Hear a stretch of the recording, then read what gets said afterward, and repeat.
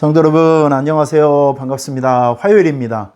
오늘도 여러분들에게 신나고 좋은 일, 꿈 같은 일들이 생겨지기를 축원합니다. 어제 오후에 어떤 집사님에게 전화를 받았어요. 집사님께서 전화 오더니 막 흐느끼면서 우시는 거예요.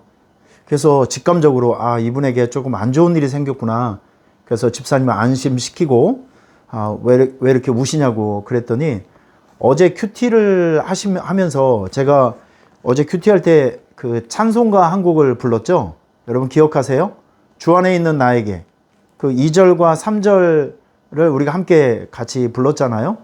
근데 이분이 참 요즘 참 마음이 또 여러 가지로 삶이 현재 어려워서 마음이 참 고단하고 힘든 상황에서 일을 하면서 그 찬송을 듣고 있었던 중이었대요.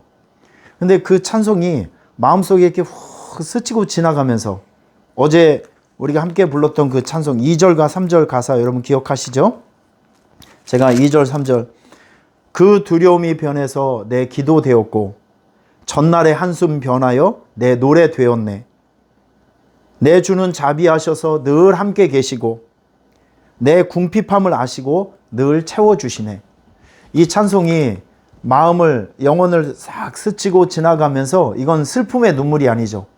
하나님께서 주시는 은혜가 마음속에 들어오니까 마음에 응어리졌던 것이 풀리면서 그 슬픔과 억울함과 속상한 감정이 순식간에 불태워지면서 기쁨과 감격과 감동으로 변화가 된 거죠. 그 짧은 시간에. 그러면서 지금 현실에 자기가 느껴져 있는 그 슬픔들, 억울한 이런 감정들이, 나쁜 감정들이 깨끗하게 이제 없어지면서 마음속에 주신 하나님의 평안과 기쁨, 감동 이런 것들이 느껴지면서 그렇게 눈물이 나오더래요. 그 눈물이 하루 종일 자기를 위로하고 아침에 일어났는데도 그렇게 그 찬송 때문에 위로를 많이 받고 있다고 그러면서 자기에게 있었던 짧은 이 변화를 저에게 설명해 주면서 전화가 이제 왔더라고요. 그러면서 목사님 큐티 할 때 좀 찬송을 좀 많이 불러달라고 이제 부탁을 하시더라고요. 제가 그 이야기를 그 집사님의 이야기를 들으면서 제 마음속에 하나님께서 툭 주시는 찬송가 한 곡이 있었습니다. 찬송가 279장이었었는데요. 인애하신 구세주요. 인애하신 구세주요. 저 어릴 때 이제 부모님 따라서 교회 새벽 기도를 가보면 정말 이 찬송을 부르는 사람들이 진짜 많았어요. 우리 그당 제가 어릴 적에 우리 장로님들, 권사님들, 집사님들, 목사님 설교 끝나고 나면 바닥에 엎드려져서 두 손 높이 들고 흐느껴가면서 인애하신 구세주여 내 말 들으사 죄인오라 하실 때 날 부르소서 자비하신 보좌 앞에 꿇어 엎드려 자복하고 회개하니 믿음을 주세요 라고 엎드려 기도했던 분들이 참 너무나도 많이 있습니다. 오늘은 제가 여러분들에게 이 찬송을 한번 드리고 싶어요. 이 찬송 인애하신 구세주여 내 말 들으사 내가 비오니 죄인 오라 하실 때에 날 부르소서. 여러분 이 찬송을 1절과 2절을 저와 함께 불러보실까요? 의미를 생각하면서 인애하신 구세주여 내가 비오니 죄인 오라 하실 때에 날 부르소서.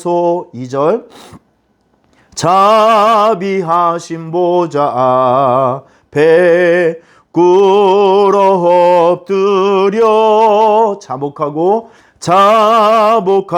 회개하니 믿음 주소서. 큰 소리로 주여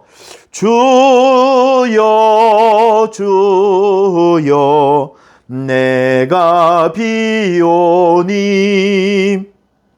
죄인 오라 하실 때에 날 부르소서. 후렴 주여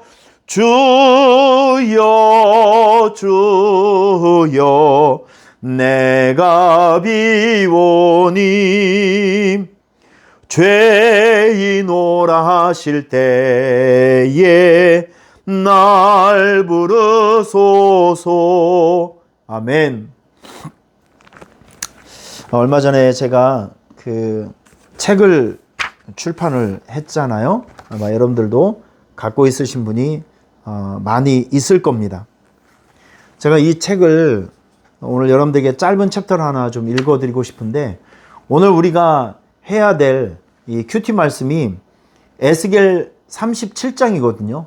여기 보면 그 모든 것이 말라버린, 그냥 에스겔 37장에 보면 여기 아주 심각한 내용들이 나옵니다. 심각한, 내가 한 절만 읽어드릴게요.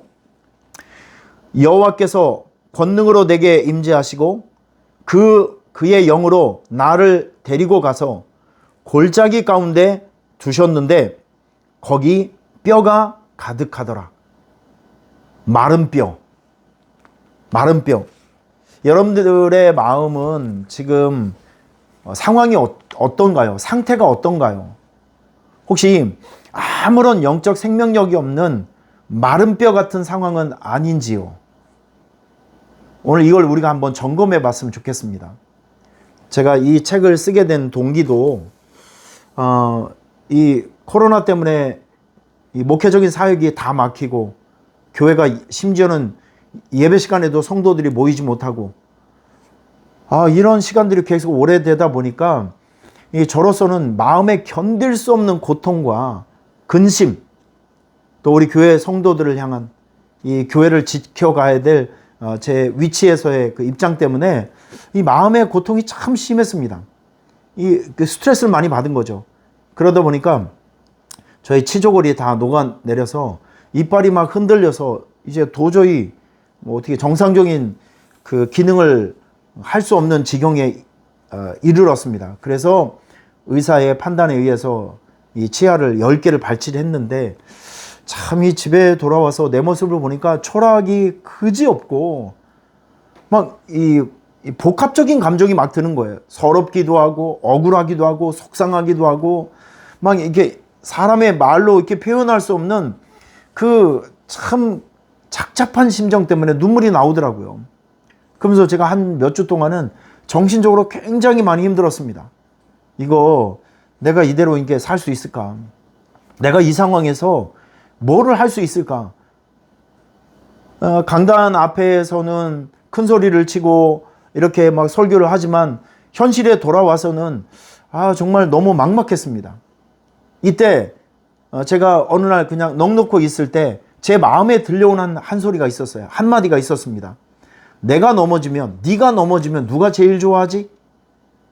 네가 넘어지면, 네가 목사로서 이렇게 넘어지면, 네가 아버지로서, 가장으로서 네가 넘어지면 누가 제일 좋아하지?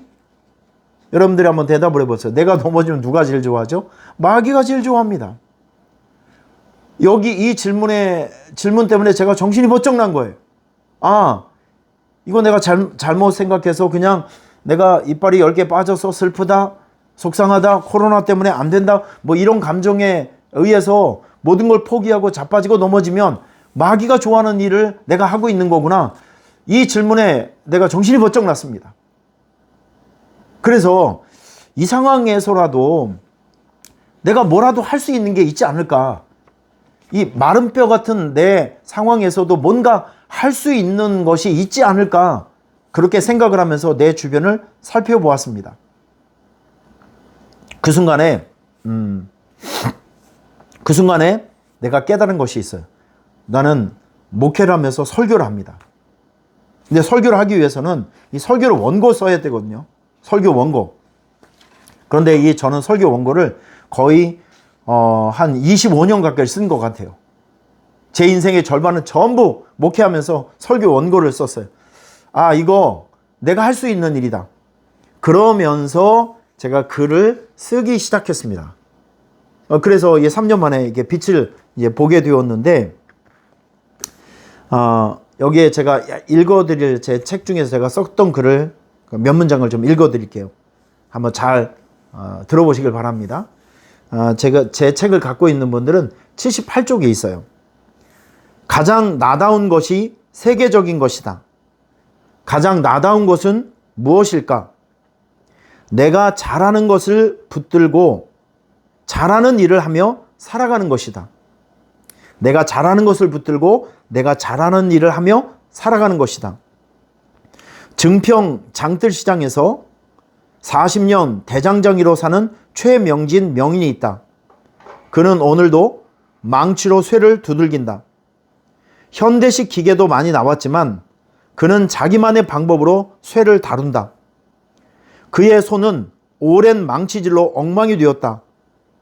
왜 기계로 쇠를 다루지 않고 손으로 쇠를 다루는가 물어보면 단호하게 말한다. 내가 잘하는 것은 망치질이다. 내 주변의 다른 사람들이 어떻게 살든 그것은 내 것이 아니라 그의 것이다. 그의 길, 그의 인생이다. 비교하는 순간 절망하게 되고 무너지게 된다. 비교하지 말고 내가 잘하는 일에 집중해 보자. 가장 나다운 것이 세계적인 것이다. 내가 잘하는 것을 자랑스러워하고 잘하는 것에 집중하고 살아가는 자신을 사랑하자. 가장 나다운 것이 세계적인 것이다. 여러분 어떻게 공감이 좀 되시나요? 제가 쓴 이 책을 여러분께서 많이 읽어주시고 많이 좀 알려주셨으면 좋겠습니다.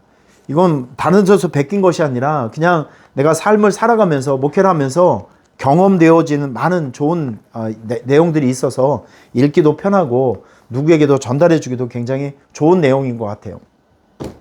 여러분 제가 이런 글을 쓰게 된 동기는 무엇이냐면 나에게도 마른 뼈 같은 상황이 있었단 말이죠. 가장 절망적이고 가장 힘들 때 그때 전 이렇게 생각했습니다. 이런 상황에서도 내가 할 수 있는 것, 내가 잘하는 것을 붙들고 한번 씨름해 보자. 오늘 여러분들에게도 이런 도전을 좀 드리고 싶습니다. 오늘 에스겔 이건 좀 심각한 또 그리고 굉장히 깊은 의미가 있는 말씀인데 오늘 제가 여러분들에게 우리 37장 1절부터 6절 말씀까지를 읽어드리겠습니다. 여기서 굉장히 중요한 단어들이 많이 나와요. 이런 말씀을 여러분께서 붙들고 살아가셨으면 좋겠습니다. 여호와께서 권능으로 내게 임재하시고 그의 영으로 나를 데리고 가서 골짜기 가운데 두셨는데 거기 뼈가 가득하더라.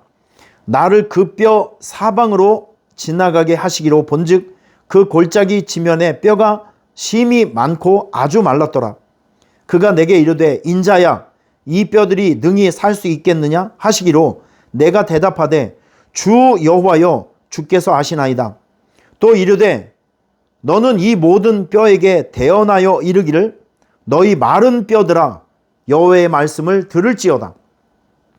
주 여호와께서 이 뼈들에게 이같이 말씀하시기를 내가 생기를 너희에게 들어가게 하리니 너희가 살아나리라. 너희 위에 심줄을 두고 살을 입히고 가죽으로 덮고 너희 속에 생기를 넣으리니 너희가 살아나리라. 또 내가 여호와인 줄 너희가 알리라 하셨더라. 자, 이런 말씀이 나옵니다. 여러분 오늘 이 말씀 여러분 여러분들에게 꼭 큐티 말씀으로 오늘 붙들고 살아가야 될 말씀 제가 직접 집어서 여러분들에게 드리고 싶어요. 내가 생기를 너희에게 들어가게 하리니 너희가 살아나리라. 너희가 살아나리라. 할렐루야. 생기, 하나님의 말씀. 하나님의 말씀이 들어오면 살아난다는 거예요. 한번 따라해 보실래요? 내가 살아나리라. 다시 한번 내가 살아나리라. 내가 살아나리라. 여러분 오늘 이 짧은 구절을 여러분 큐티 말씀으로 드릴게요. 다른 거 복잡하게 생각하지 마시고요. 이 마른 뼈같이 어렵고 힘든 상황에 있는 분들이 있다고 하면 하나님의 말씀이 들어오면 하나님의 생기가 들어오면 하나님의 은혜가 들어오면 살아납니다. 내가 살아나리라. 내가 살아나리라. 우리 가정이 살아나리라. 나의 사업장과 죽어 있었던 모든 건강들과 또 중요한 것들 하나님의 은혜가 들어가고 말씀이 들어가면 살아나리라. 내가 살아나리라. 여러분 이걸 오늘 여러분들에게 은혜의 말씀 큐티 말씀으로 드리니까 오늘 이 말씀을 붙들고 계속 내가 살아나고 우리 교회가 살아나고 내 직장이 살아나고 내 일터가 살아나고 사업장이 살아나고 나의 건강이 살아나고 미래와 장래가 살아나리라 마구마구 외치시고 선포하시기를 바랍니다. 할렐루야. 그러면 살아납니다. 하나님의 말씀이 들어가면 살아납니다. 오늘 이 말씀을 여러분들에게 큐티 말씀으로 드리니까 이 말씀 붙들고 오늘 꼭 승리할 수 있기를 축원합니다. 너희가 살아나리라. 할렐루야.